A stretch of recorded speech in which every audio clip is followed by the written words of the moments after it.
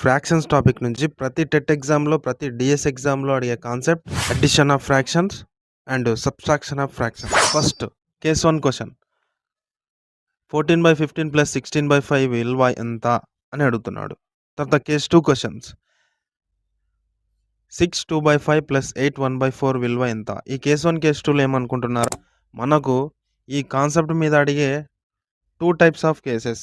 అంటే ఈ రకంగా అడుగుతుంటాడు, ఈ రకంగా అడుగుతుంటాడు. కాబట్టి రెండుని కవర్ చేద్దాం. చూడండి 14/15 + 16/5 విలువ ఎంత అని అంటున్నాడు. ఫస్ట్ నేను స్టెప్ 1లో ఏం చేస్తానంటే ఈ క్వశ్చన్కి ఆన్సర్ చేయడానికి 15/5 యొక్క ఎల్సిఎం కనుక్కుంటా. 15/5 యొక్క ఎల్సిఎం కనుక్కుంటే 5 3 జా 5 1 జా 3 5 జా ఎంత 15 అనేది వచ్చింది. సో నెక్స్ట్ స్టెప్ 2లో ఏం చేస్తానంటే స్టెప్ 2లో 14/15 కింద దీనికి 15 15 రావాలంటే బై 1 చేయాలి, 1/1 చేయాలి. ప్లస్ 16/5 కింద 15 అనేది రావాలంటే దేంతో గుణించాలా, 3తో గుణించాలా. కింద 3తో గుణించాం కాబట్టి పైన కూడా 3తోనే గుణించాం.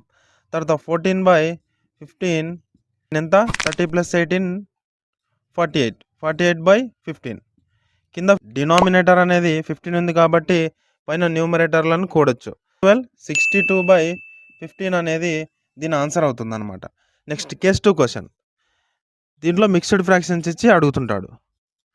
సో ఫస్ట్ స్టెప్ 1లో నేను ఏం చేస్తాను అంటే ఈ ఫుల్ నెంబర్ పార్ట్ని యాడ్ చేస్తాను. 6 + 8 ఎంత 14 14 + 2/5 + 1/4 చేద్దాం.